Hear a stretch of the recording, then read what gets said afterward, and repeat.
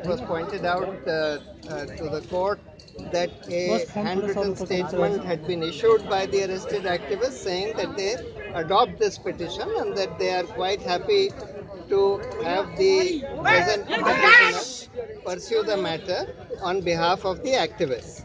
So the other issue that was raised was about the holding of this press conference by the police officers of Maharashtra.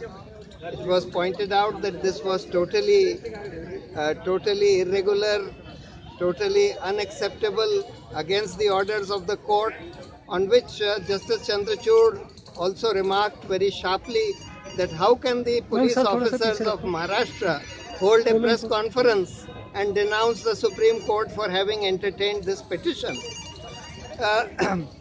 However, the court did not have enough time today for hearing the matter, and they have said that the matter will be heard next Tuesday, that is on the 12th. Till that time, the house arrest will continue. We also pointed out that in that press conference, the police flaunted some alleged letters written by these activists, etc., and we said that we will demonstrate that those letters are totally fabricated, and that is why an independent investigation is required into this matter. There are not facts. There is only an exaggeration to say you don't know who these people are.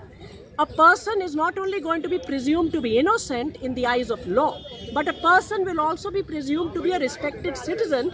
You cannot therefore cast these kind of aspersions unless you have evidence. Please remember, this incident dates back to January 1st, 2018. The FIR was lodged on 8th January 2018. None of the 5 activists arrested in August are named, mentioned, or were in any way associated. That event was organized by 2 former judges, Justice Sawant and Justice Patil, who have repeatedly made this public statement. Therefore, to now try and use that opportunity, that FIR, to cast the net far and wide against anybody who is dissenting or disagreeing is the main concern that has been raised, and what is being sought therefore is a larger, comprehensive, independent inquiry, which would be by an independent agency, because at risk are not only the personal liberty of those activists, but the rights and freedoms of all citizens of the country. A flinging of documents, not in a court of law, but in press conference, what is one to understand and read into this? I think it's already been exposed that the Pune police is not acting either through law or propriety. So independent means an independent SIT, which is not controlled by the government. It was pointed out that all the activists who are under house arrest have filed their own signed statements. They are on record, and so now they themselves are before the court, and Justice Chandrachud referred to the additional affidavit that I have filed. It was also raised from the other side that these are criminal matters. Why are these people coming here?